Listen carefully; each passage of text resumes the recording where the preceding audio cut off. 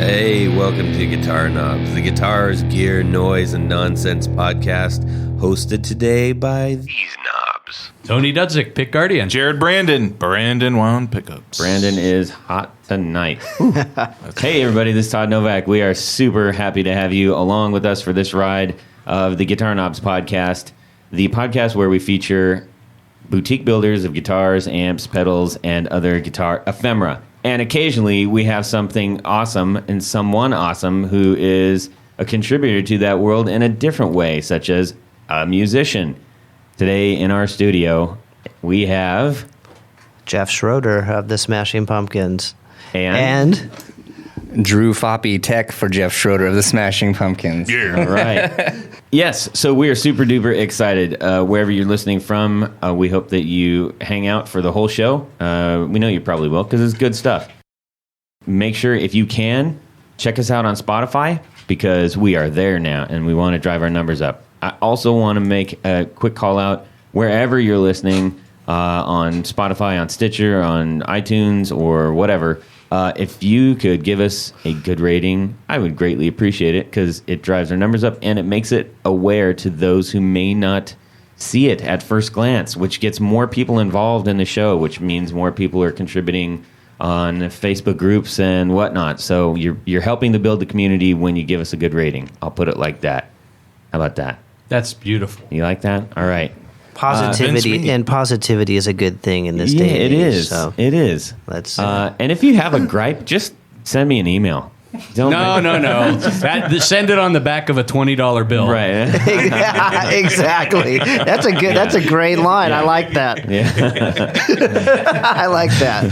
How many 20s have you got? Oh, many. Yeah. Big stack. Yeah. He's a repeat offender. So yeah. Anyways, I think that's it for just any kind of brief news. We're just going to get rolling right in this. We've got a really awesome show. We've got 2 4 on the floors. I'm super excited. Wow. And our interview, and of course, a Would You Rather at the end. So let's get to it. Tony, what's going on in music world this week? My music world this week, there's many things going on, but I would like to mention that today is Leo Fender's birthday. Mm-hmm. Probably very cool, the very most cool. important man in the world of guitars. Had he been alive, he would be 109 years old today. Ooh. So, a toast to Leo. Cheers. Cheers. Svanchka. And all the other things. Kampai. That's what's happening in my Yeah. world this week. Beautiful. Okay. Jared. Not too long ago, I went up to Toledo and stayed at some friend's house. And the next morning, I woke up and went over to the Reverend Guitar Place where they, set up all the guitars and they send them out from there. And, Right. And got a little tour from Ken. And really nice fella. It was a great time. You guys hung out quite a bit at NAMM. Yeah, we did. Yeah. And we all did with Joe. And Yeah. we had a good time. But, I went there and Joe Naylor trying to get him on. Yeah, Nailed yeah. it. So he showed me around, really nice, clean, facility and everything. And I said, I want to buy that guitar I was showing you that I wanted at NAMM. So I got the guitar, and now that I have it and I've got some time, I'm going to mess with it. Which one did you get? I got the 6-gun. The 6? Yeah. It's a baby blue with Yeah, mint green garden. Yeah. Tell you strat. I have one. I have a 6-gun. I own a 6-gun. I love the Yeah. maple, the roasted maple fretboard. See, I have an earlier one. They didn't have roasted necks when I bought mine. Okay. But old school. Yeah. But we know a guy. We can get you a roasted man. Ken. Okay. So- I just saw him. I saw him a few days ago. Yeah. Yeah, in Detroit. Yeah, I took the guitar over to Tony's shop, and we made, 3 or 4 pick guards. Well, officially 3, but a 4th one was my mistake. So. But so I'm gonna mess with all these different pickup configurations, and I even have a rail hammer pickup that I'm probably gonna test as well, because being a reverend, Well, I think it would do do you it want to justice. describe what a railhammer pickup is? We did that a few do it episodes again. ago, but Do it the again. rail hammer, the smaller strings on your guitar, they have these. I think they're about a 1/4 inch magnet, for each string, and then you're. It's like a cross between a hot rail. It's half a hot rail, half a. I might have this pickup. backwards. Yeah, no, you got it right. No, that's correct. Oh, okay. And That's then the larger strings have the rails. Right. Yep. Yeah. So it's split, and that's to tighten up the lows and accentuate the highs. Yeah. Basically, it's a really cool design. Joe did a great job, and I'm impressed with that. So instead of me cloning it, I just want one of Joe's. Yeah, actually, I'm using 2 guitars on this tour with rail hammers for that very reason. For it just and we'll get into it later when we talk about other things, but they actually really do work as they are said to be. It's a great design. I'm really curious. I kind of want to throw one in one of mine. Well, I want to pay the guitar respect and have that and definitely put that pickup in. Yeah, Joe Naylor is an unsung hero. I mean, he should really get more respect in the industry than he does. He really knows what he's doing. Mm-hmm. And a super nice guy. He's a great guy. He's a great guy. Yeah. Him and Ken are both awesome. I mean, actually, everybody at Reverend is, Ken's wife Penny is great, and Zach that works there. I mean, everybody I've met at Reverend has just been fantastic. Yeah. So I'm pretty excited. I get to put So wait, you made a bunch of pick guards. Which one are you going with? Pick Guardians. I don't know. What? Who made those again? Pick Guardian. One more time. I don't think they heard you. All right. Pick Guardian. Pick Guardian. Okay. Pick Guardian. So No, we did an HH format, and we did Jared has some split coil lipsticks. Yeah. That we did a guard, so he's going to do 3 of those. And the one he has a Telecaster bridge pickup, so he just came up with a Telecaster lipstick pickup. Yeah, it's really hot. I mean, it's Like hot as in wow, this is cool. Hot or hot? it's about hot, 8K. It's both. For It's the hot techies and out hot. there that know what I'm talking about. Okay. But I'm you looking add at that Drew. you add that brass, ferrous bass to it, and it just it basically does what a telly does. It just Yeah. winds the Cool, man. flux. Yeah, Flux capacitor. Awesome. that's right. Drew? Well, this week in music. So Orange Amps just made their first camo cabinets. I don't know if you've seen it on their Instagram page, but the first picture they posted was 212 cabinets, and those are going to Stephen Carpenter of Deftones Whoa. in camouflage. Oh, wow. Interesting. However, Is it orange camo? no, it is. It's the dirty green camo. It's got Okay. like the fake dirt on it and stuff. It's pretty cool camo color. But I did make Stefan the first camo cabinets he has, Really? and they are the gray camo.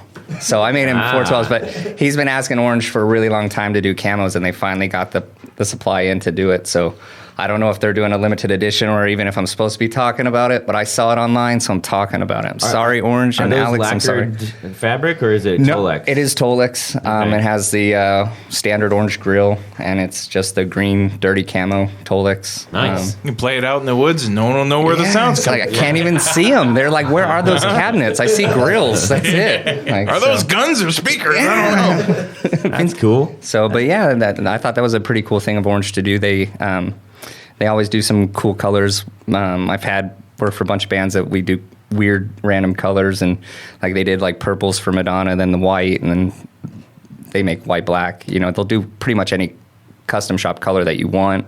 Just take some time, and the camo is definitely a special thing for Stefan. So Is it a modern camo or is it throwback to like old camo? It is more of a modern camo. What is modern camo? There's a couple It's more different kinds. digital type. It's not the digital version. The digital one's just the pixels, Right, right. like an 8-bit pixel camo. That's all that was available for a little bit, and then Marshall made the green camo.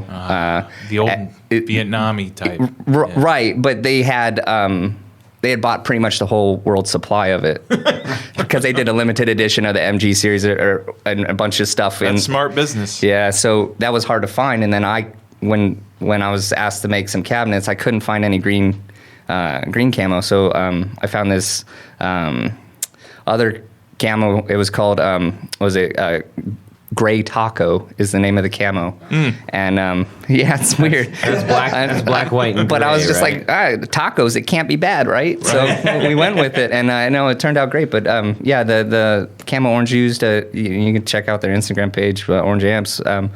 But it has, they're pretty cool. They have next to some black ones, but I thought that was pretty interesting that they finally did it, and hopefully they do some more custom shop offerings for public and artists cool. and stuff like that. That's really cool. Something that people haven't really ever seen from them. And I never would have thought in a million. Are they years. vertical 212s? They're the horizontal Okay. 212s, standard Right. PPC 212s. I'm personally a fan of the vertical 212. Just whatever.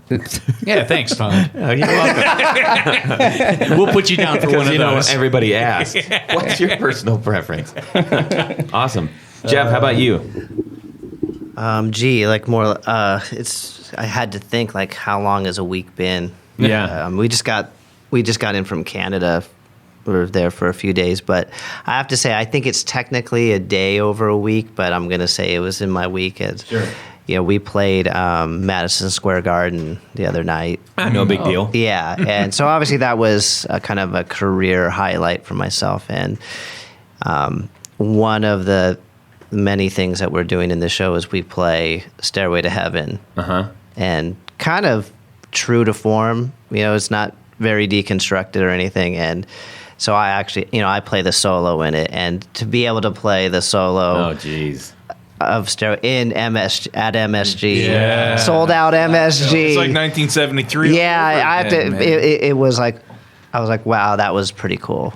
So I mean, that's kind of as good as it gets. As a guitar player, to be able to do something. Did you do anything? See, I would imagine that you would probably either, for sure, get your picture outside the marquee that says sold out. I didn't get. I got. Maybe I did actually. Yeah, I did. But I got tons of pictures of the marquee. Right. And at some point, you kind of, I would imagine, you maybe. Well, I won't project on you. I would say I would probably have to be taking just a moment of I'm just going to stand here and just kind of in the emptiness and just take a minute and just go, wow. Yeah, for sure. Yeah, and took some pictures of like where I stand on the stage with the empty arena, and it was cool. Yeah. It was cool. You guys have been doing a really good job keeping everything posted on several different Instagram accounts. Yeah. We're it's kind of on a tour this big. It's just kind of a big machine behind it. Yeah, for sure. Kind of bigger than any of us. So Yeah.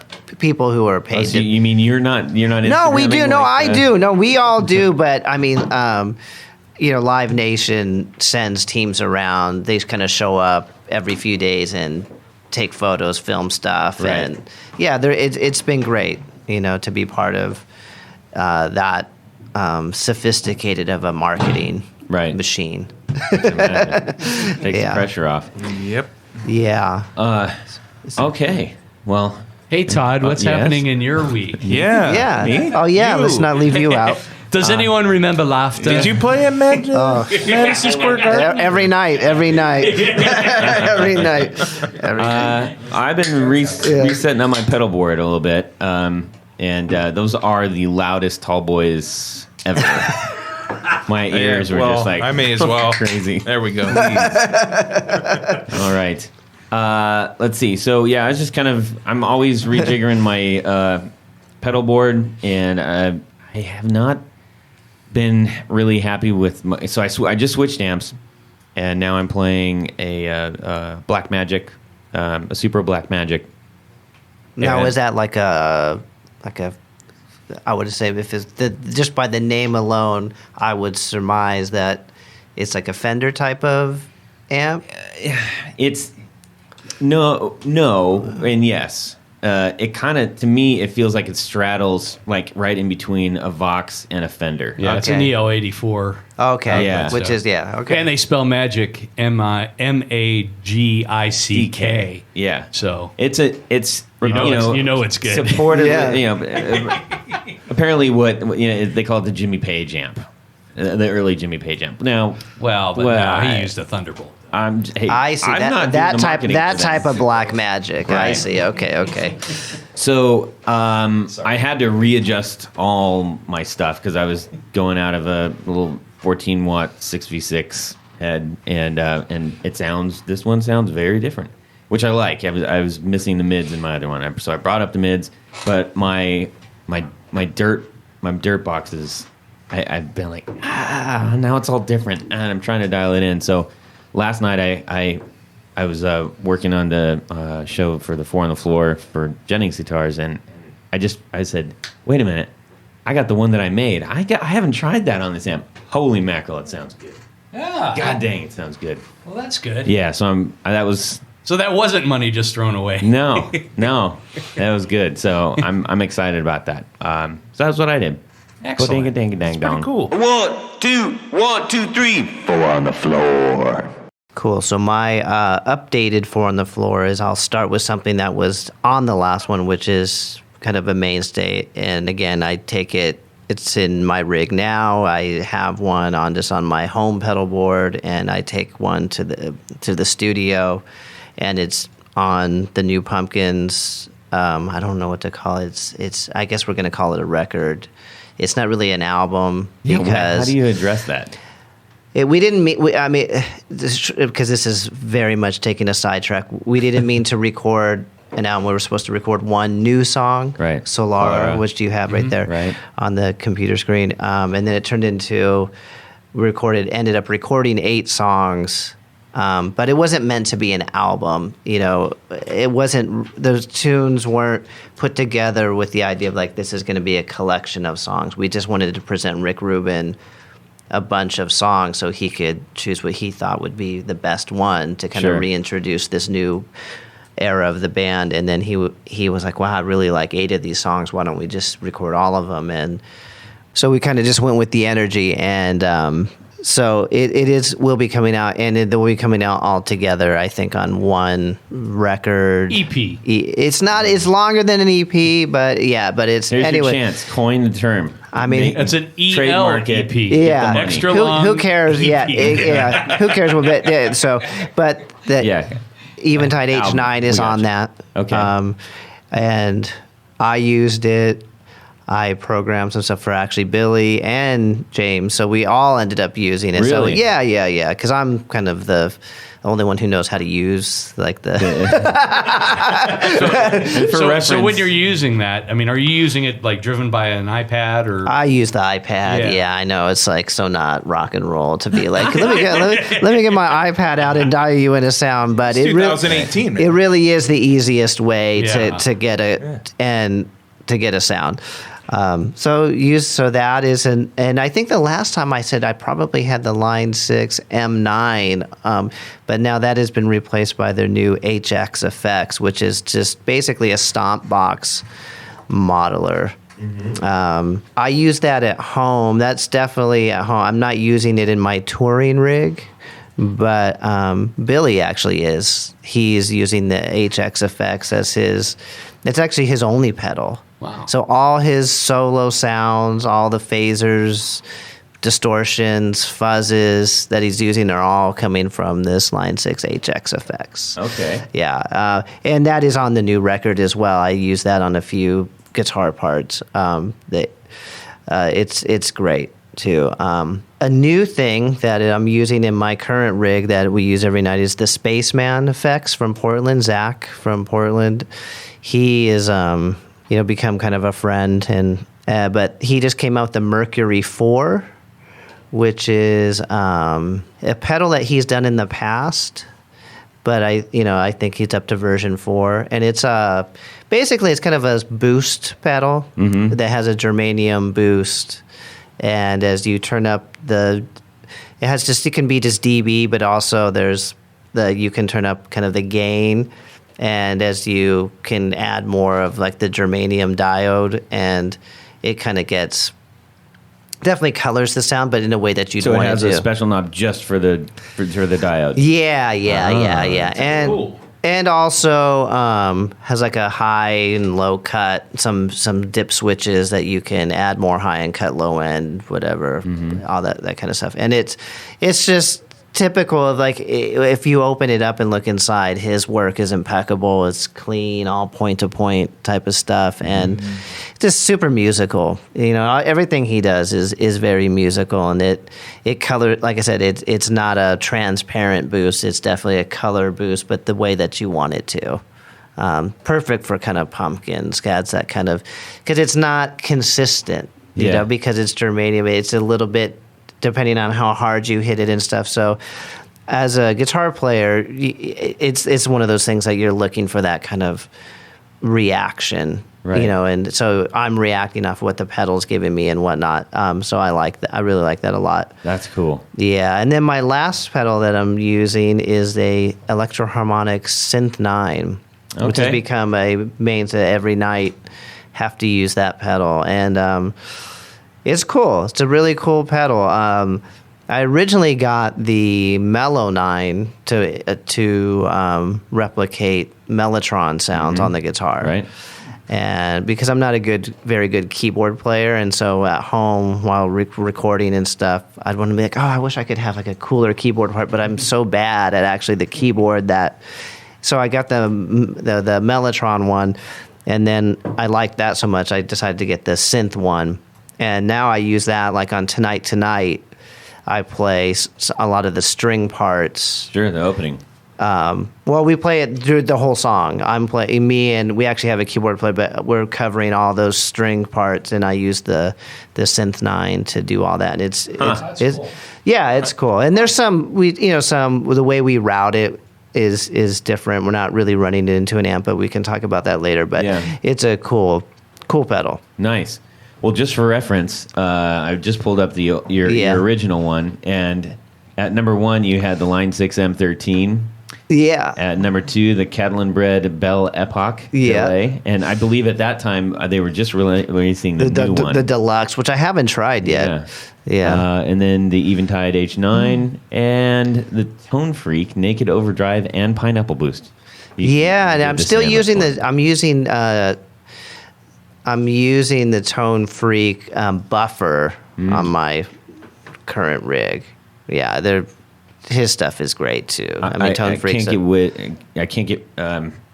be really interesting to find out how like the interaction between what you want and what he ultimately has to string together.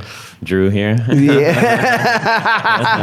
Yeah. Cool. All right. Well, those are solid, man. Yeah, we'll let Drew on the mic. Pass the mic. Oh, pass the mic over here, man.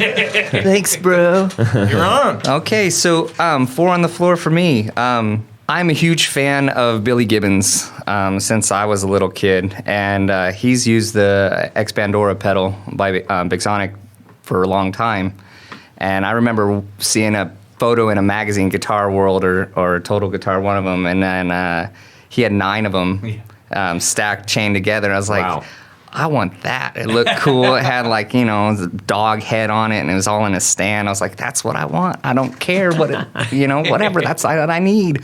So that was a pedal I bought, and it turned out to be ended up being my favorite pedal. Still to this day, it's my top 3 overdrive pedal ever. It has dip switches inside of it, so you can do pretty much just like a little clean boost, a nice overdrive, or full-blown fuzz with the dip switches. And the version 1 is the one I'm talking about, the old school one I just haven't found anything that comes close to it.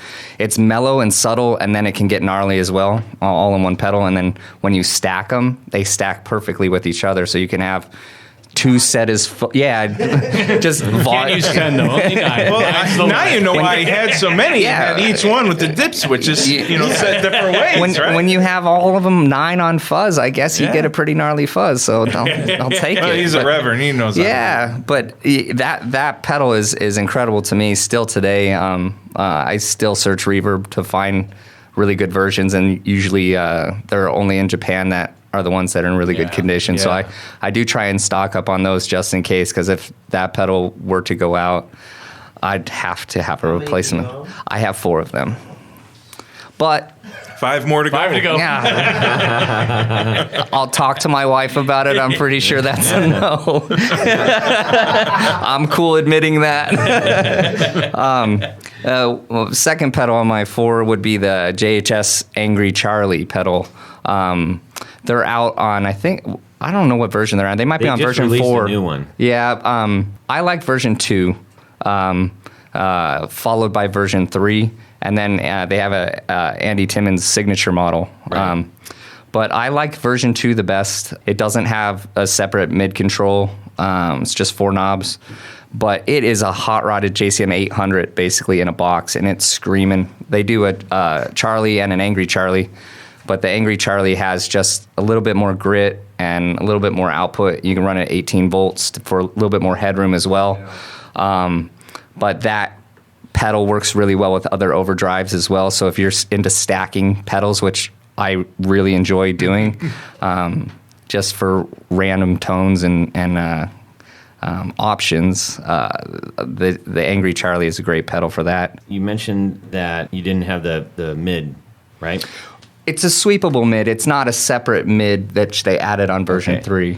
Well, where I was going to go was like mid is arguably the most desirable and elusive all at the same time tone for guitar to find yourself in the mix. So when he said, it doesn't have a mid, I was like, wow, how does that does that give you anxiety? Or No, it's kind of like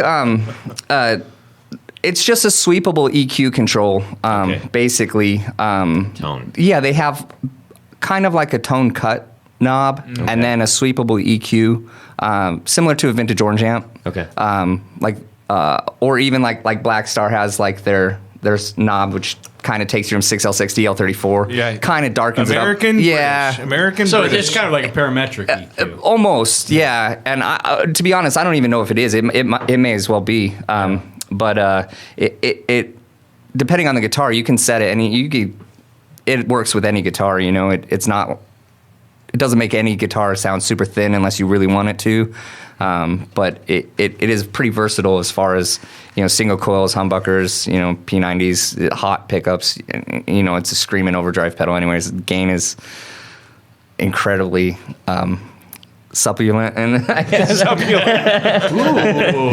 that. actually a new word. I don't even know if it is a word, but we'll go with it. We're going with it. Succulent. Succulent. All right, we're going to use that. Yeah. Hey, Moving forward. you make something up, and sometimes it sticks, right? It's So a good word. Circle D. Yes, right? yes. So you mentioned that you run that at 18 volts. Do you typically, if a pedal will take 18 volts, do you like using that? I like using 18 volts if I'm stacking overdrives. Okay. I'll take a pedal for the headroom on the 18 volt pedal, because what I'll do is I'll run the 18 volt pedal with less gain than a 9 volt overdrive, and I'll make the front end overdrive higher gain, and then like the second pedal, the Angry Charlie, for instance, like if I was to stack the X Pandora pedal with the Angry Charlie, I would have the X Pandora cranked, and then the Angry Charlie's kind of set to a mid gain. So they're both usable as, like, think of it like a 3-channel amp, where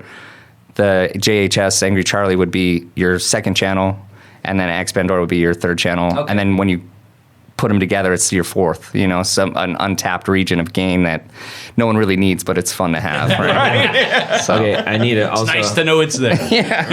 a little bit of clarity. Is it X Pandora or X Band Aura? it's X Pandora, Okay. like Pandora's box. Gotcha. Okay. X, by EXPANDORA. Gotcha. And then my third pedal is mentioning Jeff's first version is Catalan Bread, is the Dirty Little Secret. It's also a stacking pedal. Most of my pedals are going to be stacking pedals for the reason I really prefer single channel amps. I like something that does something really well, and then use pedals to create something else of different flavor of what I already have. But the Dirty Little Secret Mark II is my favorite one. I don't know what it is about Your Mark favorite IIs. drive- Out of the Dirty Little Secret marks, the different models of it, I know they have several of them. I've had every single one of them. I do still have every single one of them, but I always gravitate to the Mark II, the purple one. I have the Mark I in like 3 different colors, like gray, orange, and pink. The silver one's the first. They have the latest one has like the super bass version, and yeah, so that one is it's silver with black like curly scripts on it and stuff like that. I believe that is the newest version of it. The very first version of it is also silver, and it has 3 knobs and a switch. So, and the gain structure is high and low with a switch on the first version, and then it's got a dip switch inside of it as well. It is a cool pedal, but the second one, it works really well. It's also a Marshall style overdrive pedal. Works really well with an overdriven amp or a clean amp, and it works really nice with pedals. They call it pretty much a foundation pedal, I believe. Foundation overdrive is from their website, actually. Now, you just dropped a whole bunch of overdrive on us. I did. Cool. I did. I'm really curious because partially because of what I've just been going through. Although most overdrives are like, oh no, it's a transparent overdrive, or it won't color your sound. I haven't found one that doesn't really color the sound a little bit, anyways. So as you're looking at these, how are they comparatively? How are they colored? Okay, I do believe every overdrive colors your tone, and I do believe that is kind of the point of them. I think companies that advertise doesn't color your tone is what's the point of having a pedal? I like to use pedals only for the reason that it changes your tone or it does color your tone. Okay. If you can't hear the pedal, why do you have it? Right? Right. My personal opinion. I'm just going to make so many people angry right now. It's a compression. So many purists are hating me already. I'll send my address for every $20 bill you want to send me. Everybody's looking at my kids love you already. We bought all the dinosaurs. Everybody's looking at the actual Klon that they have going. But I do have a Klon. It's still in the box. I was telling Jeff this the other day. I've had many people offer to buy it.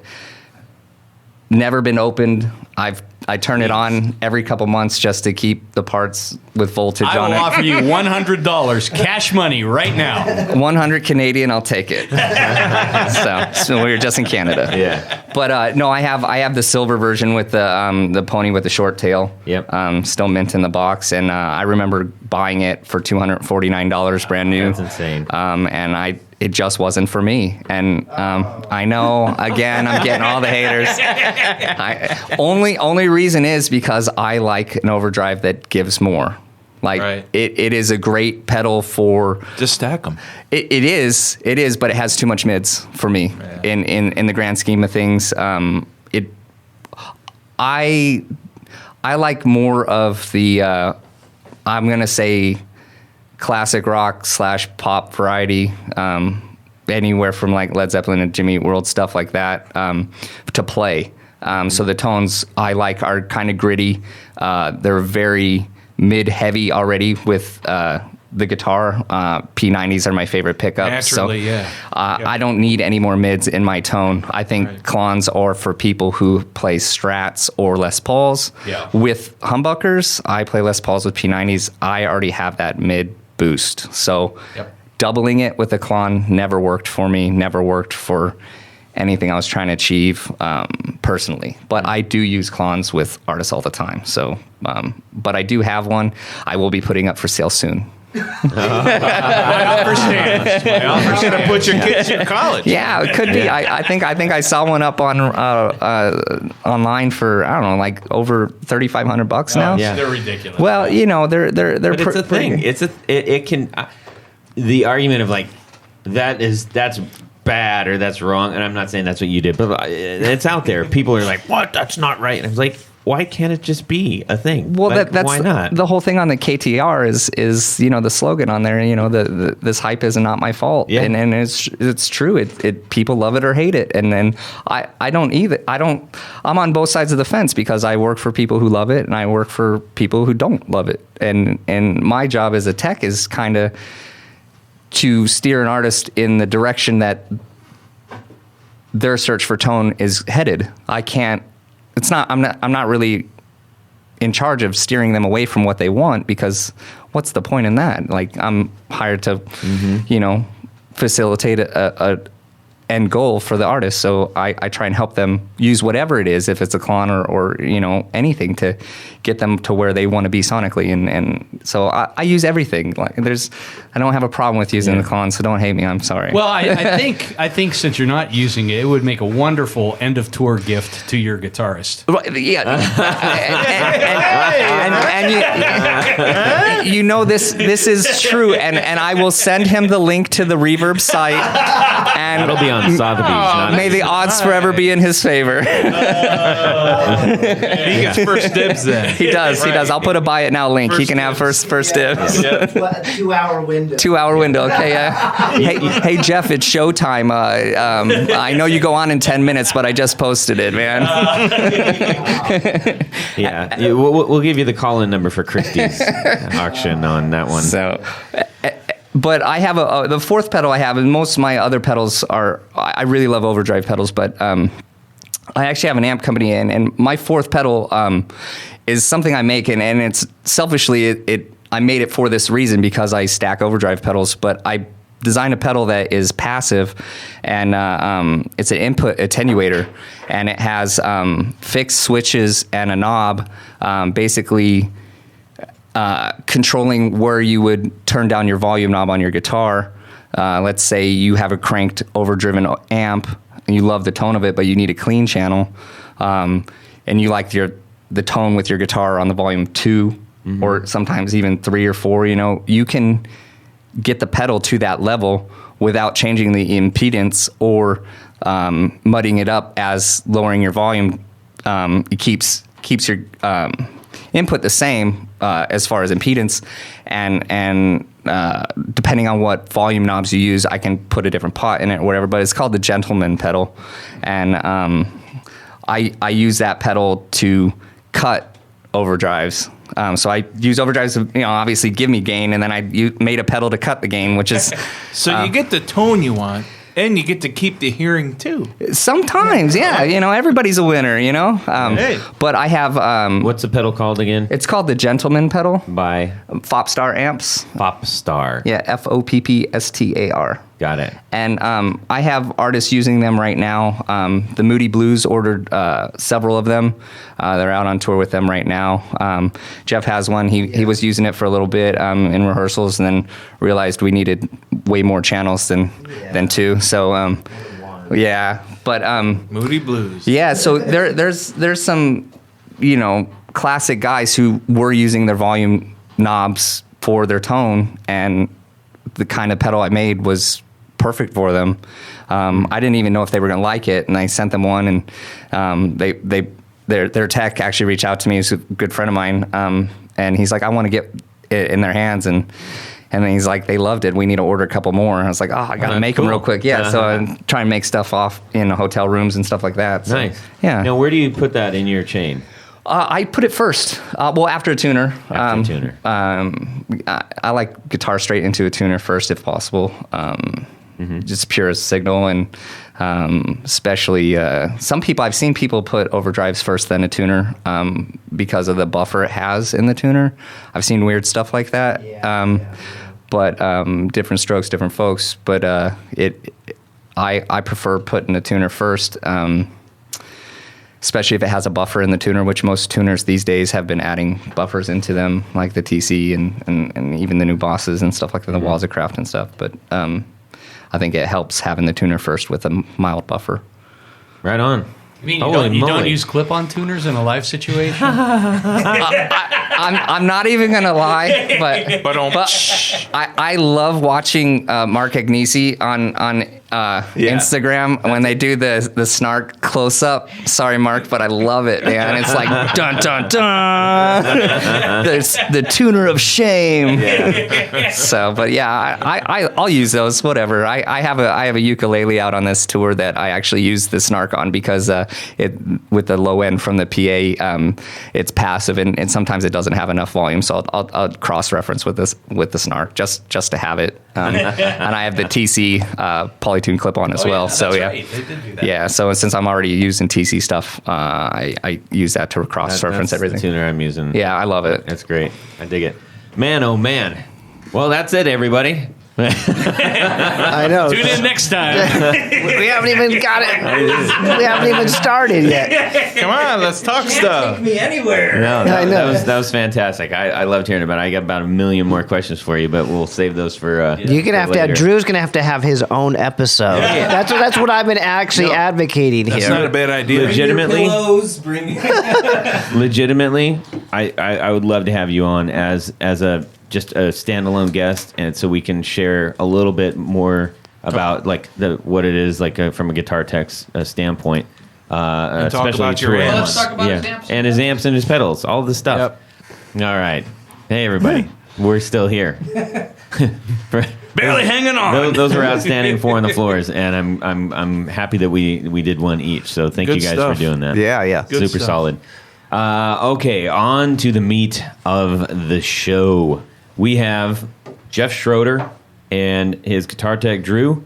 Smashing Pumpkins are on tour. We caught them mid-tour. They've done 21 shows, I believe. Wow. Okay. So far, you got 22 left. Wow. Does it feel like it? Yes. Yes. Well, because we rehearsed for 2 months before the tour even started, so we've been playing this set. I mean, it's a long show. It's a 3-hour show, Yeah. 32 songs. Jeez. So it took a long time not a long time to get together. I mean, but just to work out all the nuances. Yep. How many encores? Just one. Just Okay. one. Even if they're really stamping their No, it's the show. When it's done, it's done. It doesn't matter. People and it's the kind of thing. I don't think people are like, "Thank you, that was awesome." Yeah, but that's no one's. I don't think anybody wants to hear one more song. Even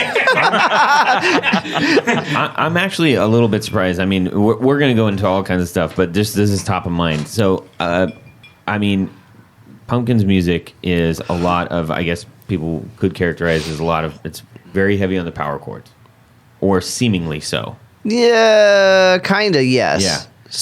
And anybody who's seen specifically Billy play, he is heavy-handed. Yeah, he does. Yeah. Right. So, and He has a heavy you have, right You have hand. a little bit of a lighter Yeah. touch, but still at 3 hours, that's got to take an incredible toll on your fingers. Yeah, it does. And I've been very conscious of developing a more controlled right hand technique because, I mean, when you think about an electric guitar Yeah. through an amp, which compresses your signal, right? Hitting the guitar harder after a certain point, it doesn't do anything. it doesn't make it any louder. Yeah. Yeah. And it actually just makes you more out of tune. And if you really think about aggressive attack doesn't come from hitting as hard as you would think. Right. It's a certain because I mean once you started kind of researching guitar players and stuff, you look at someone like Eddie Van Halen. It sounds like his attack is very aggressive in the way he plays. He used super light strings Right. and a really thin pick often. But he was still able to get that sound, Yeah. I've heard the same thing about Angus Young too. Like Yeah. really super light strings and an incredibly light touch. Billy Gibbons. Yeah. too, right? Yeah. Mr. Sevens. Oh, my Billy God. Gibbons and even someone like Paul Gilbert from Mr. Big Racer. I Yeah. mean, he Oh, uses yeah. like So great to watch. he uses like whatever the Tortex picks, the orange ones that 60 that I use on acoustic. He uses those to play electric, and he Wow. can still because which you realize, and he's playing all those super fast, aggressive licks, and they sound that way. But it's so.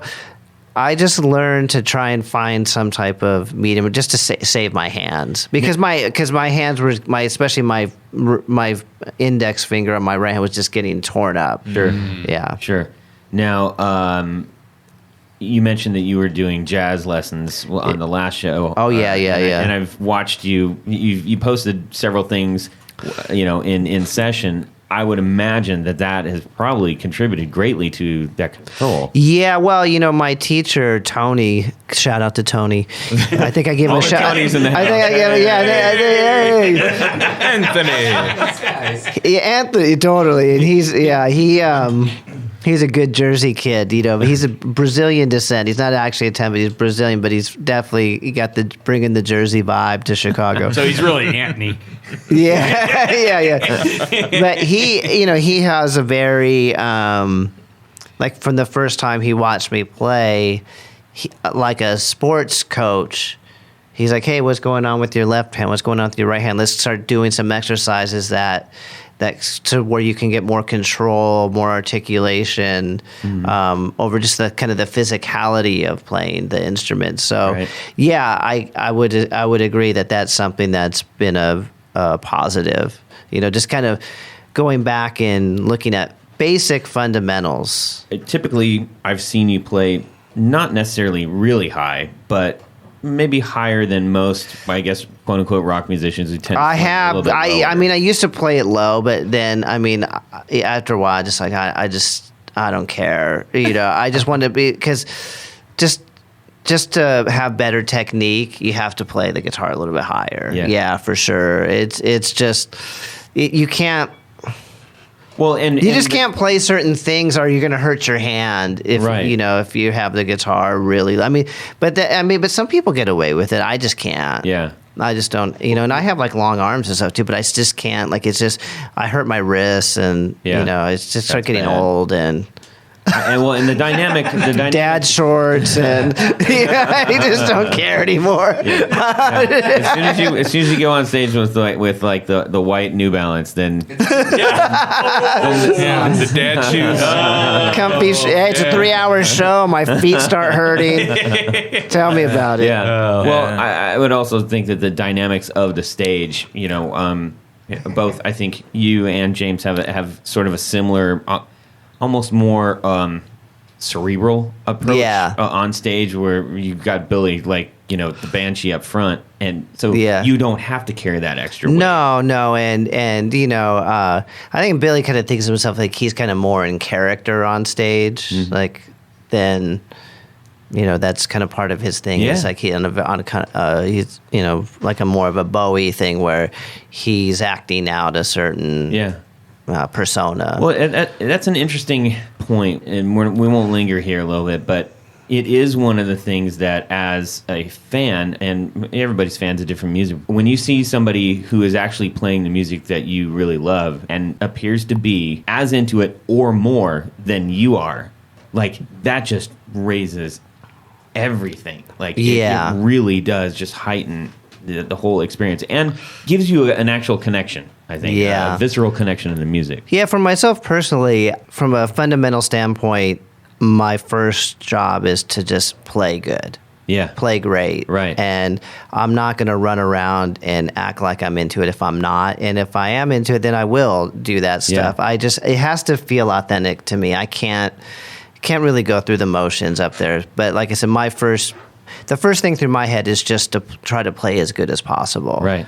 And you have a pretty tall order. I mean, it's a lot to remember. I mean, it's not like we're not Rush. It's not like it's super complicated stuff. Most of that. I mean, there's a few things that are, but it's just a lot to remember between the songs, like playing the songs in an interpretive way that give the song due justice, right? And then dealing with all the effects and the pedal board. I mean, like all the pedal board changes, that's like learning a different version of the song. That's part of the thing that's too. That's a great segue, actually. Yeah. I think the thing I've been most curious about, and I've talked to these guys about it too, is that I'm fascinated with.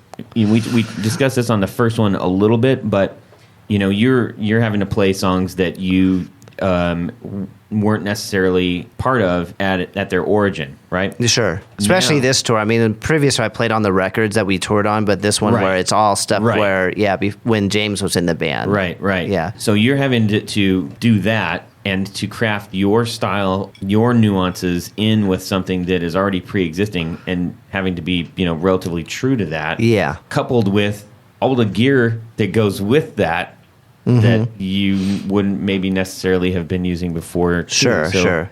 Can you talk a little bit? And this, both you guys obviously can weigh in on this.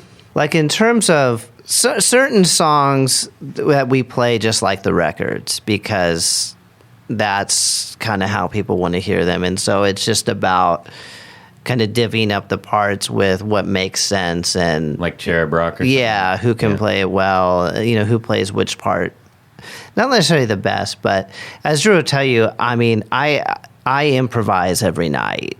I play certain things that are open. I change every single night. I purposely just. Is that a mental thing to keep it fresh for you, or just you find opportunities to say, "Oh, I feel like reacting this way"? I think it just keeps me on my toes. That I'm not just on autopilot. That I have to kind of be into the emotional space of the song. So I like to improvise. And Billy does too. He I don't think he really. I mean, some like a song like Cherub Rock, he'll play the solo pretty much as is, or Soma. But some other things, like when we play Shiva, he takes the first solo, I take the second, and then he does another. And it's different every night. Right. Like we just totally and some I'll go through phases where I'll play the same motifs for 3, and then I'll just go, okay, I'm going to get off of that and just start kind of building like a new platform.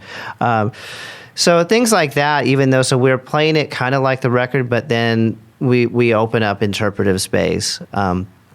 But everything is very thought out in terms of the guitar sounds and whatnot, and we did spend a lot of time making sure the tonalities of the 3 guitars would mesh. And to be quite honest, like having a third, having 3 guitars and having James come back, actually, instead of hindering me, it actually freed me up to where, like, I was never a Les Paul kind of player. I was more of like a Fender Super Strat type of player. So now that he's back and he plays almost all Les Pauls, like I don't want to be in that sonic territory. So I had to think about, like, where am I going to fit in with this? And so guitar wise, even I'm playing some Yamaha prototypes that are basically alder body, maple neck with different, 2 with maple fretboards and 2 with Pal Faro fretboards that are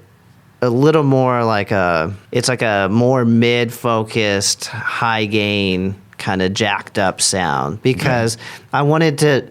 Because when you have 3 guitars, it's like Billy's got a really big, low, heavy sound. He's like scoop mids. Right, he likes to scoop the mids, have a lot of low end, a lot of top end. And James is obviously playing Les Paul, so that's going to kind of be that mid-range, lower mid-range. So I need to kind of fit in with something a little more upper mids, smaller sound, but lots of energy. Right. So we really thought about it in that way. Right. Because you got to create space for each other, even if you're playing with lots of distortion. Yeah. I noticed you were playing, you have a recent shot on Instagram, and I was trying to figure out what kind of guitar that was. It looked almost like a Tele, but it wasn't. Yeah, that's this prototype of a new Yamaha guitar that might be coming out sometime. Yeah. I'm the first person who's been able to. They asked me, like, "Hey, we're thinking of coming out with this guitar. Right? Would you mind taking some out on the road?" And you were playing the Pacifica for a while. I never played a Pacifica live. I just no. I was using actually on previous tours I played Les Pauls. I had some parts casters, Super Strat type of things, some Fenders, some Jazz Masters, some Yamahas. But this tour, I'm pretty much using almost all Yamahas, Rev Stars, these prototypes. I have like a SA2200, which is like a 335 type of semi-hollow guitar. Cool. I have a really cool Jaguar guitar made by Copeland Guitars in Austin. And that's the guitar with the mini humbuckers that we were talking about earlier. And so I'm using it, a few different things out there. How did you approach that? Like, are you looking at that saying, I need a sound, so I need a guitar to fit that sound? Or are you saying, this is a guitar I want to play, what song does it belong to? No, definitely more like what does the song need, coming from that direction, and then finding the appropriate guitar. Yeah, I've learned. I mean, definitely as a guitar player, you have like, oh, I really want to use this guitar, and then to your own.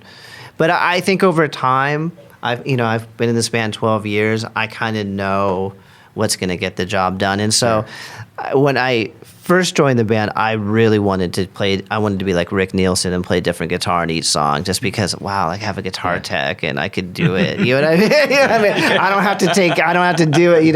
But then once you get over that fantasy of like I really thought like, gosh, some of the most like.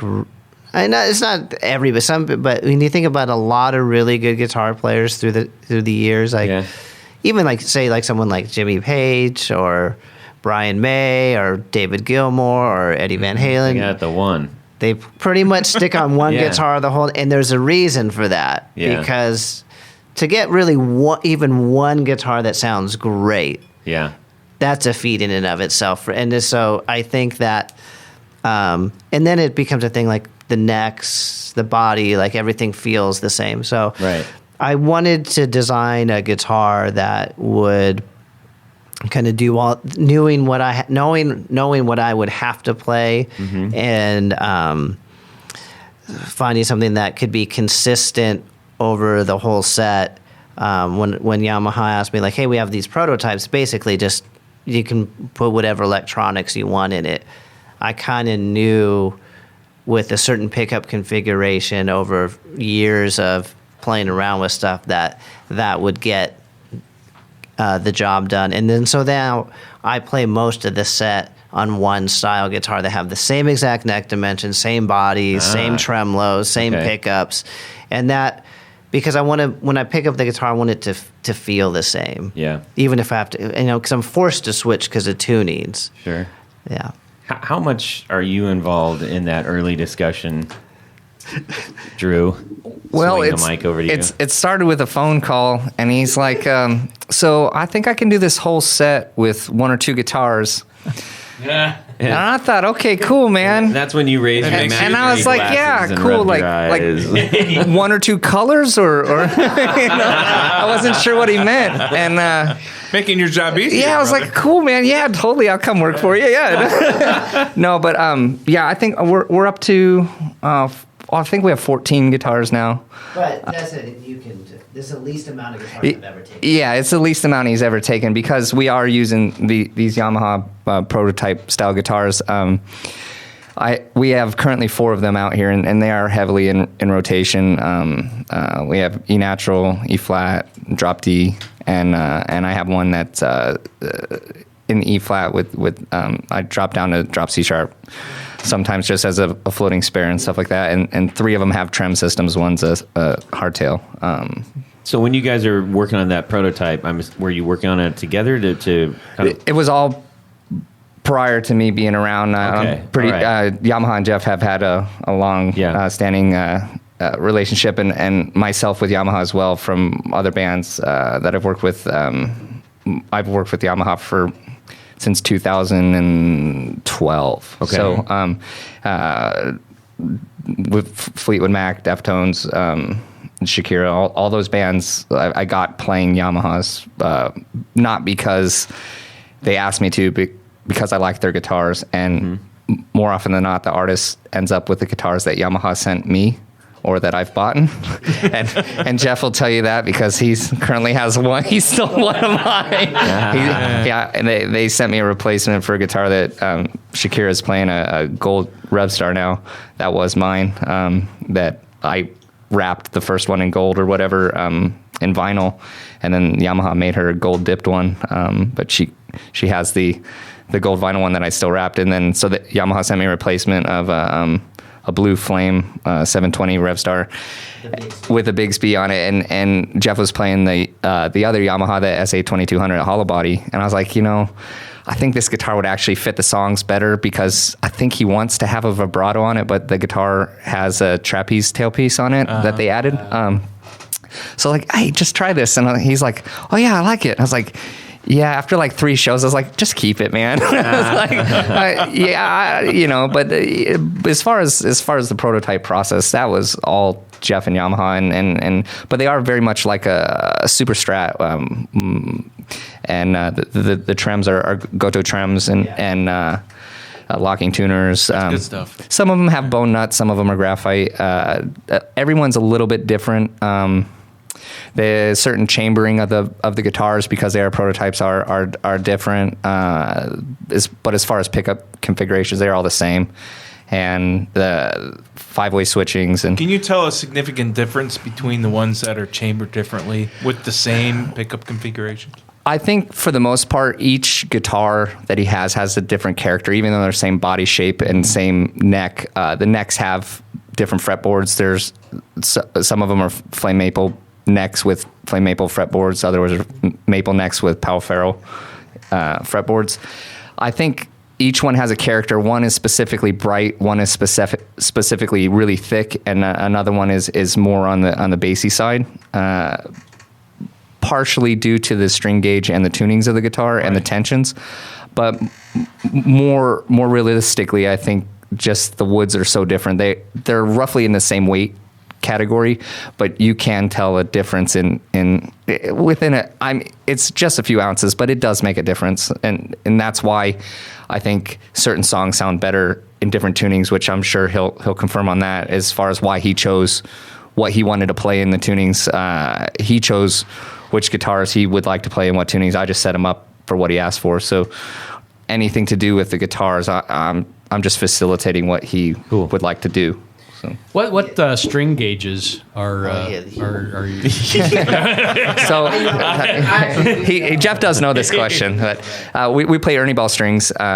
He's on E natural and drop D guitars. They're the 10 to 46s and E flats are 11. The 1148s, and then we have guitar in C tunings and the jazz guitar, the Copeland. We have the 13s, the not even sleek keys on those. It just, when you're down in C standard, it's pretty tough. So Scale length that's going to be Jeff, because I don't know actually for the strings. Do you switch up string gauge for scale length? No. Okay. Only That's reason just been a topic that has come up several times here. the only time I That's feel. not true. Because on the Jag, the Copeland is a 24 3/4, because it's a Jaguar type guitar, so it has the smaller scale length. I do have actually, and it's in E flat, but I have 12s on it, which is actually 1 gauge thicker because I kind of prefer the bigger sound anyway, and with the shorter scale, and from actually because. Most of the time before we got this up and running, I wasn't playing much rock guitar at all. I was playing mostly jazz and using an arch top style guitar with 13 gauge strings and a wrapped G string. So any of these guitars feel like rubber bands to me. I'm just like, oh my God. I mean, not anymore, but when I first, I was like, oh my gosh, when I was playing guitar with 10s, I couldn't even feel the string under my fingers at first, but... so now using 12s is not that big of a deal to me. Okay. Yeah. Whoa. Interesting. Yeah. In developing this prototype, can you tell us anything more about it, or is it top secret? That's all I can really tell you. I mean, because I don't really know what their plans are with it. Signature model? No. Should it be a signature model? I'm gonna say yes. Yes.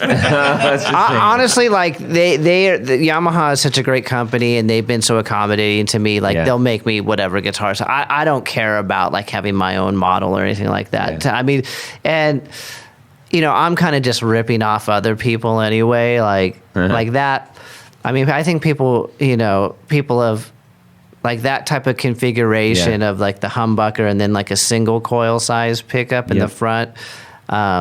I think the first person I saw do that was Warren DeMartini from Rat had that, and he uses I think a 1/4 pounder. And then I don't use very many single coil pickups. And I actually on this I'm not using any, just because I've just run into so much problem with just noise in venues. Right. It's 3 days you have it's fine, and then like the fourth day it's like zzz. 60 cycle. This one you got is that a P90 in the back, or is that a humbucker? Humbucker. It's Okay. a JB. Just it's very like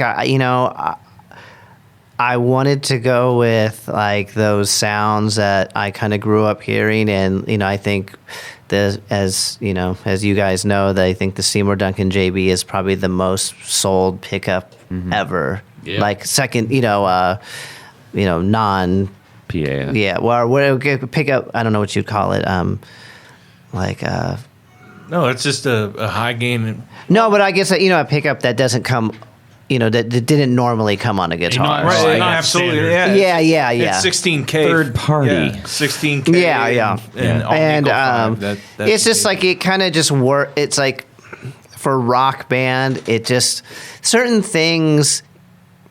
Like when I'm playing, like if I was playing by myself at home or something, there's other pickups I definitely like, but it just works. Like the tonalities that you're dealing with. You have a bass player playing an SVT, like that type of distorted guitar against that. Those things just over time have proven that they work. Yeah. That's a great segue into. Let's talk your amps real quick. Amps. So I'm still using a regular, tube amp. Like even though as if anybody who's seen the show, there's no amps or cabinets on stage. It's totally clean stage. Everything's. My rig is on the side of the stage, and the cabinets are underneath. And in our cabinets are even in ISO cabs, meaning they're in a road case that's closed with the mics inside there. So there's no bleed. So it's funny if we take our in-ears out on stage, it's super quiet on stage. Yeah. It's weird. Is that weird? That's got to be weird. It is a little bit weird. It's like it feels like you're rocking out with headphones on, like running around. Because, these new PA systems are so sophisticated that even they've designed them in that they don't have a lot of sound coming off the back of the speakers anymore. They're very directional in that they're projecting forward. So stage is very quiet. Like when we play like a song that, like on Shiva, Billy starts the song, and if he's standing near his mic, I can hear the acoustic pick of the strings into this vocal mic. That's how quiet it is. Wow. Yeah, it's crazy. So there's no floor monitors or nothing. Wow. Well, and that's the weird thing Nothing. about going to shows now, where like the being right up on the stage on a show like that big. I went to one maybe about a year ago, and I was like, I gotta get closer, and I got to the front, and I was like, I can't hear anything. what is this? Yeah. But it really makes our sound man's job better, especially mixing the three guitars and whatnot, because you're not having to deal with all this volume coming off the stage. You can actually EQ and get the drums exactly how because there's no guitar bleeding into the drum mics. There's nothing like that. It's really, but anyway, so I'm still using, in the last rock tour we did, I used vintage Marshalls, and I wanted to start, like I originally planned on doing this tour with something similar. I actually have an amp by my friend Brian Karstens in Chicago. He's the amp repair guy at Chicago Music Exchange, and he has a line of amps called Karstens amps. Okay. And he's got an amp called the Warm Machine, and that's a great name for an amp. the warm machine. And I use that. That's actually, it's on the new Pumpkins record as well. And I wanted to use, but it's a single channel point to point amp. And what kind of watt? Like 50 watts. Okay. EL34. And that's in an ISO box, you said? No, that was my plan, that I was going to use that amp. I see. And it's a great sounding amp. But once we got farther and farther into rehearsals, like the tonal demands were like, wow, I have to go from this is like, that amp is like it's like a mid-gain type of amp. Yeah. It's pretty gainy, but it's not like a modern high-gain amp. It's like a power amp type of distortion amp. So once we got into rehearsal, Billy is using like a more modern high-gain type of preamp, power amp type of sound. And then, James is using a Friedman Jerry Cantrell amp. Like me having like more of the classic rock sound. Like I just couldn't it was like, okay, like I can't really compete with that. And then having to go from crystal clean to super high gain distortion in like seconds, it was just hard. You could do it with switching, but it was just, I wasn't able to get Right. like the tonal shifts that the 32 songs required. I mean, you're talking 32 songs, 4 or 5 different albums. So I had to go with a more traditional, not traditional, but I had to go with my old rig, which was the modified Randall preamps with the modules by Anthony at Salvation Mods, and then a 50-watt power amp. And so that, but I used the Line 6 Helix rack module, and so that I go into the Line 6 Helix, the preamp is in one of the loops of Helix, and then out of Helix we go to the power amp. So I can route effects, before or after the preamp.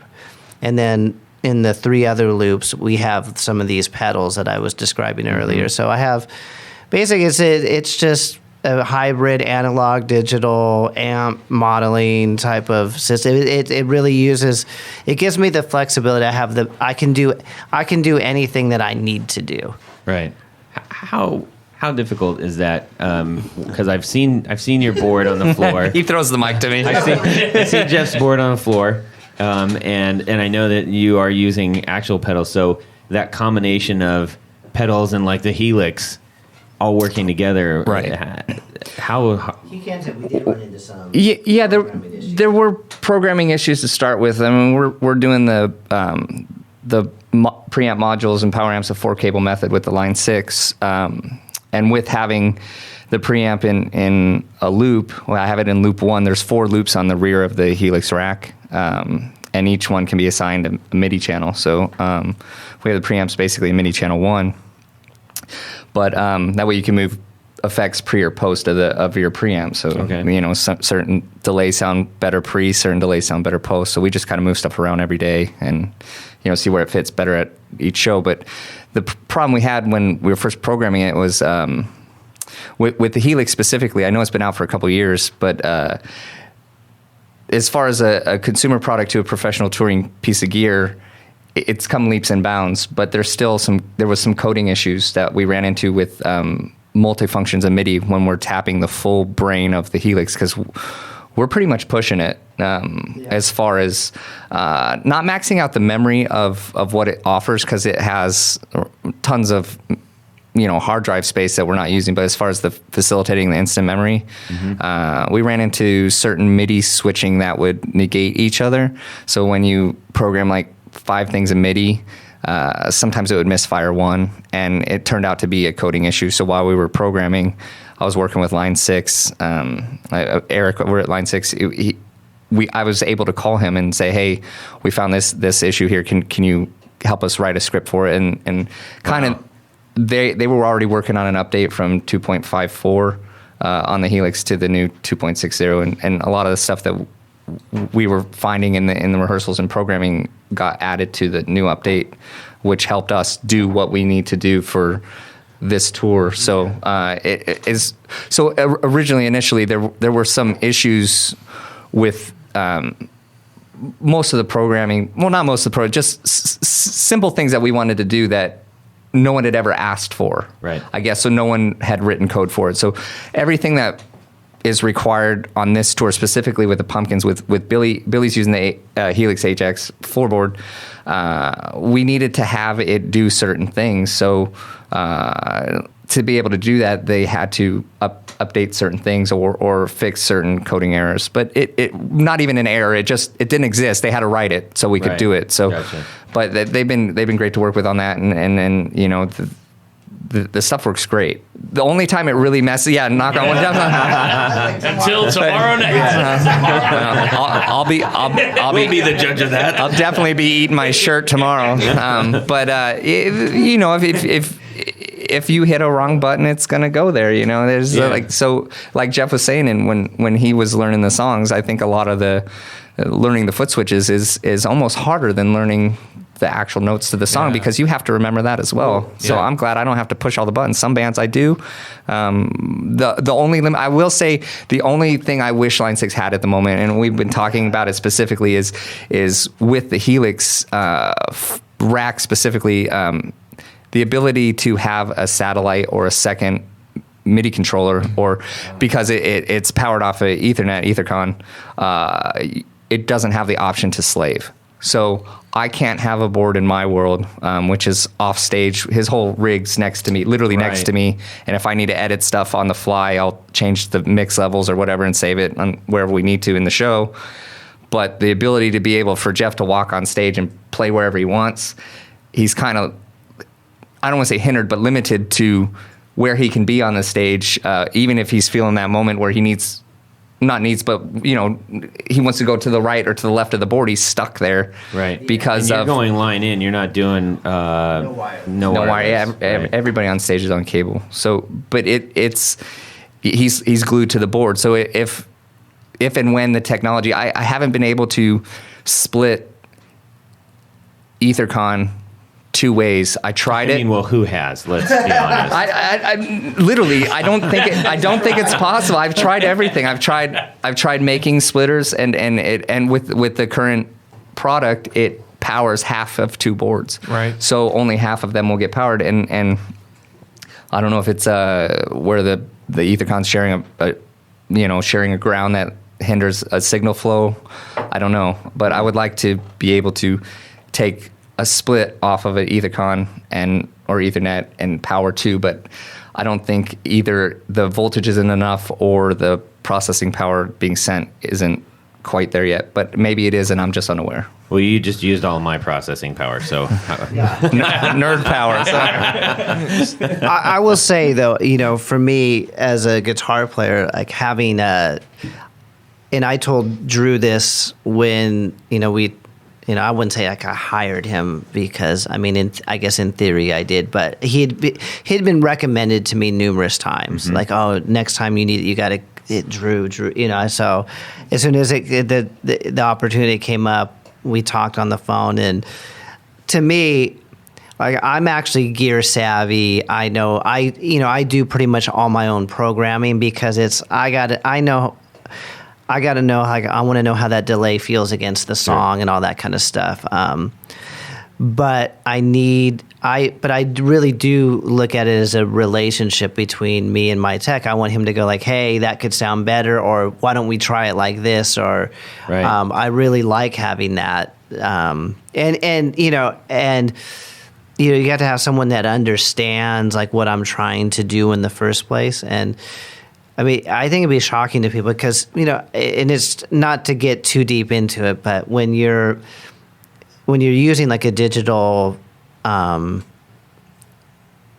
device like Helix, you have a lot of flexibility, which is great. So you can, because you're kind of dealing with virtual pedal boards that can change every time. And so sometimes I'll come up with new combinations of things like during the show, and I'll just look at Drew and go like this, which if you can't see, I'm like pointing. And I point my finger, which means hit the save button. And so for the next show, it'll remember that's how I want, because I'm like, I like this combination, hit the save button right now. I thought you were saying... I was trying to and so pointing like no. He knows that means hit the save button, and so when we call up that preset the next show, it'll be that combination. Right. So it's always kind of evolving that way. Yeah, it's fun. I have one last question that is not like some this is like the longest. Drop. This is the longest episode you've ever had, probably. No. A week ago. There'll be far less editing. We'll on just this have to be on again. That's all. I'm curious to know. Like, I know for many players out there who like you set up in your home and you got your home board and everything, and you start playing. You're like, this is the sound I like, and you get used to that, right? And you dial it all in, and then you go to your practice space or the show, and it sounds totally different. What I'm curious to know is when you are dialing your own sound in practice, and then you have to say, oh, okay, cool. This will or will not sound exactly the same at like Madison Square Gardens. Like, how much of a difference is there between that? Not as much, because we're kind of in a closed environment. Like I said, all the cabinets are in ISO cabs. Right. So that's the same. Okay. We're on in-ears. So it's like the But it is mics are pretty true. The mics are in the same position every show. I mean, on the speaker, are theoretically they're supposed to be, but that's Drew's job to make sure that they are, and they are. I mean, I haven't complained once, so I haven't noticed. Yeah.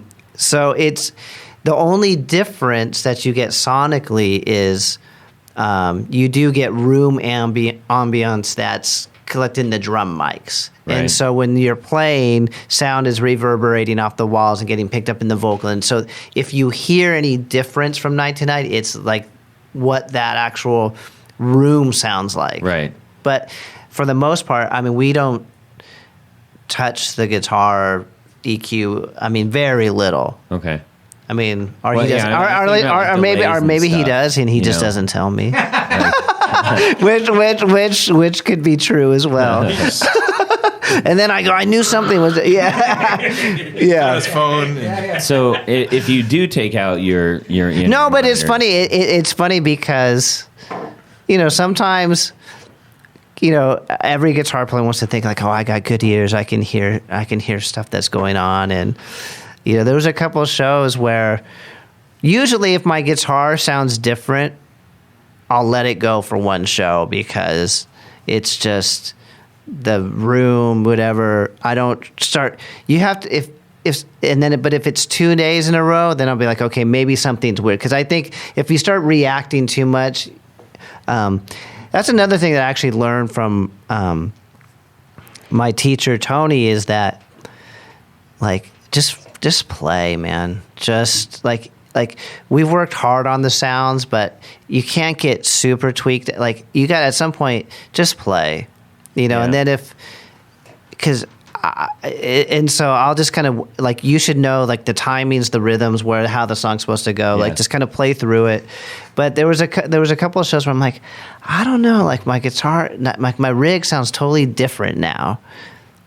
Like, not totally different, but enough to where it's bothering me. And I asked him about it, and it was because he started plugging it into a different voltage thing. And so, like, the voltage had changed, like, 1 or 2... More than I can Well, he'll explain, but you can hear stuff like that. you can't hear that. I think specifically with tube amps, we were on a voltage regulator that's provided by the audio company, and relatively it wavers between 5 volts. So I'm supposed to get 120 on the rig, plus or minus 5 on any given day.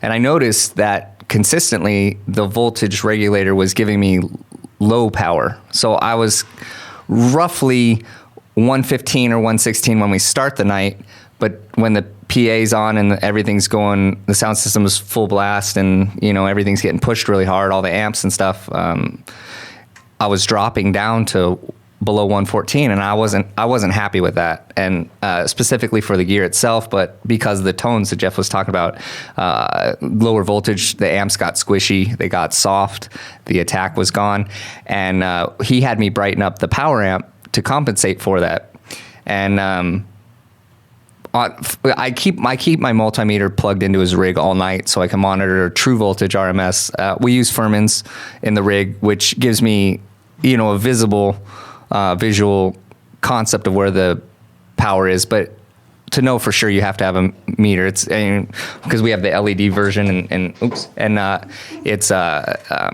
it's rough for plus or minus. Yeah, so he's pulled out a multimeter out of his pocket. I'm a pickup guy, it's man. a cell You gotta phone, have too. one. Yeah, but we do monitor it, and believe it or not, it does make a difference, and it was enough to where it bothered him. So unbeknownst to him, I did put it into a different power source. I asked them to send me house power straight from the venue, bypass all the regulators, and I was getting 119. Wow. So at that point, we went 2 shows, because I'll take the blame on this. I did forget to roll the presence back down on the power amp, and for 2 shows it was bright.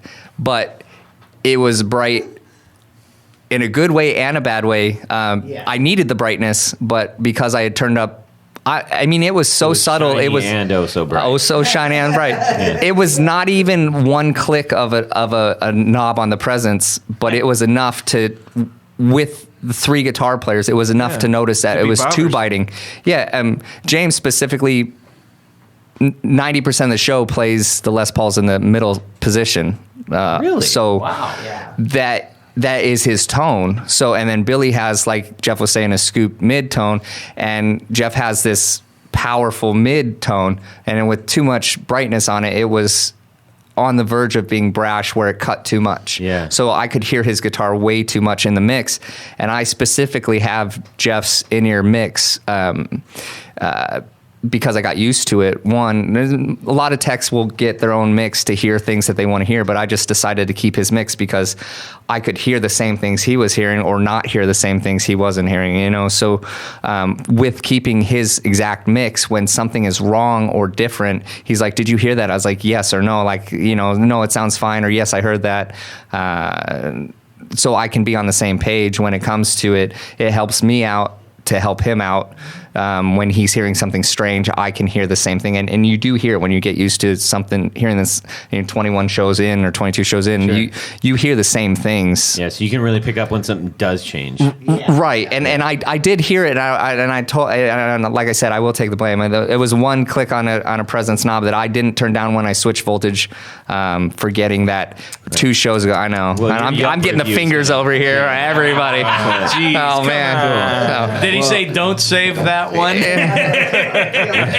Yeah, I erased that one. We're good. Man, dudes, Wow. I'm so stoked that you have shared so much. I have so many more questions, but again, we'll just have to save that for another one Yeah, sometime. I mean, I'm always game to be on this. Right on. this. Yeah, I appreciate it. on this show. All right. We are going to start wrapping things up here. Okay, gentlemen, it is time for Would You Rather? All right.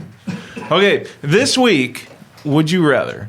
You have an opportunity to play with your favorite band of all time. Ooh. So, All right. your childhood, grow up, I want to be in that band. I got to be one of those guys. Or your later favorite band of all time. Whatever. Yeah. So, you're with that band, right? Right.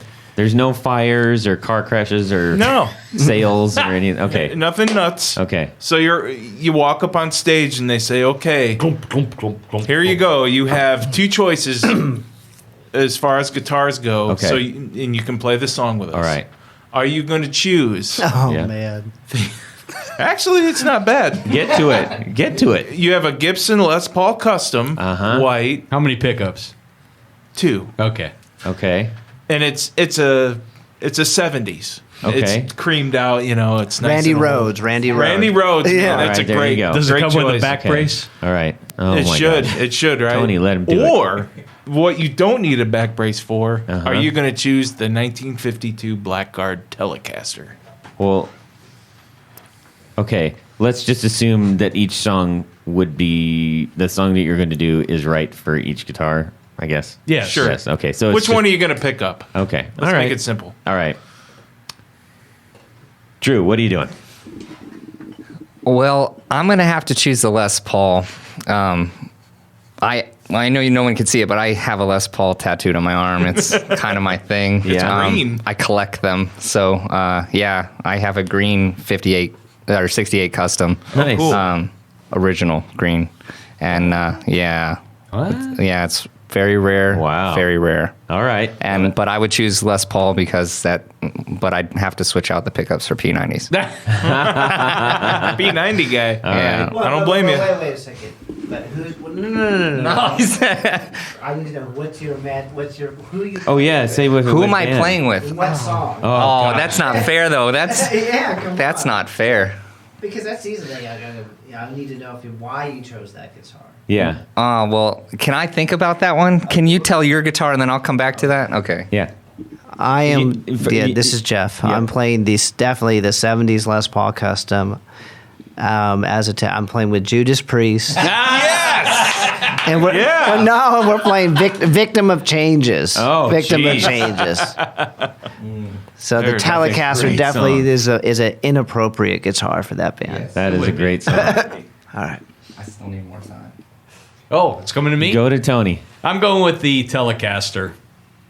Not only because it's Leo Fender's birthday. Right. But I still believe that the Telecaster is probably the most versatile instrument ever played. I mean, there's country cats play them, jazz cats play them, Right. everybody plays Preach 'em. it, baby. I would agree. It's a great desert I island mean, guitar. to get one thing Yeah, it is, right it is. the first time, and it's Yeah. changed very little over the Okay. years.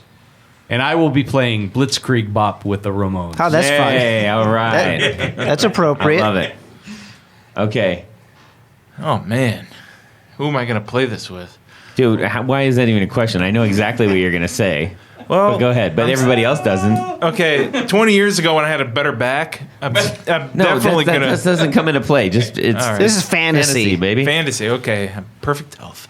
I'm gonna pick up the white Les Paul, and I'm gonna play America with Kansas. Oh yeah. I love Okay. Kansas. I've been into Kansas for. No, it's a I fun. had to an hour of canvas driving home from Tennessee, and it was I can't help it. I'm just. an experience. They've captured my brain. I don't Yes, know how they to did. explain They it. did that. They did. The old Kansas, by the way. All right. Now originally, so I've got the Telecaster wiring on my arm. So I would say Telecaster. However, because of the if it was just the two, I would pick the Telecaster. But because you said it was favorite band ever, you played the song. I'm doing Rock and Roll Star with Oasis at Nebworth with the Les Paul. No way. Wow. That's what I'm doing. That's an unexpected choice. Is it? It is. Is Well, it? not the Oasis. Because you thought I was going to say the Clash or something. Yeah, I figured it'd be a Clash I mean, song. it's a toss up. But I'm like, hey, if I get to do one song, like 100,000 people, are you kidding me? Doing it. Doing it. Well, when you're playing, it'll be down to about 5. All right. All right, Drew's not off the hook. Yes. Okay. All right. So send me your $20 bills again for this one, but it's still Les Paul. You say Smash Mouth, I'm going to roll you right out of here. No, I'd roll myself out first, and I'd send myself a $20 bill. No, to even throw it even weirder, I would have to still play the Les Paul with Tom Petty on It's Good to Be King. Yes. Oh, yeah. There you go. Because What a great one. one of my favorite Tom Petty songs, but I would like to hear it with a Les Paul. Oh, man. Wow. Okay. So, Well, with P90s, yeah. well, is there any other choice? Just kidding. No, he said custom. I would still play the custom, and Switch it up. that's what I would go with. get a router. The 1950s customs when that's all that came with is P90s. Okay, gentlemen, we are going to wrap this puppy up. Tony, Yes. let's just do this. Let's just do it. yeah. So there's, at this point in the show, we're going to thank some people, and these would be our executive producers. Thank Correct. you. And you say, what? Who's this list? What are these executive You're producers? about to read it real quick. I'm going to read this list of The fine executive folks, producers. the fine folks at Bitburger. Yes, the fine folks at Bitburger. No. Then we'll make them an honorary executive producer. But if you go to patreon.com / /The Guitar Knobs, you can find out at all the different levels that you can become a patron. Mm-hmm.